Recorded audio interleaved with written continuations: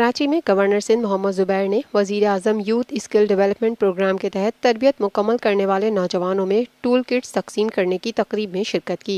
इस मौके पर गवर्नर सिंध मोहम्मद जुबैर ने कहा, नौजवान हमारा मुस्तकबिल हैं। मुल्क की 60% आबादी की सलाहियतों का दुरुस्त इस्तेमाल अशद जरूरी है। नौजवानों को हुनरमंद बनाकर तेज रफ्तार तरक्की और खुशहाली का ख्वाब हासिल किया जा सकता है। हुनरमंद नौजवानों को निजी शोबे में बासानी मुलाजमत फराहम की जा सकती है। गवर्नर सिंध मोहम्मद जुबैर ने कहा, national vocational and technical training commission के तहत इस प्रोग्राम में मुल्क भर के 50,000 नौजवानों को हुनरमंद बनाया जाना निहायत खुशाइंद है। उनकी तरबियत के लिए मियारी इदारों के इंतखाब पर कमीशन मुबारकबाद का मुस्तहिक है।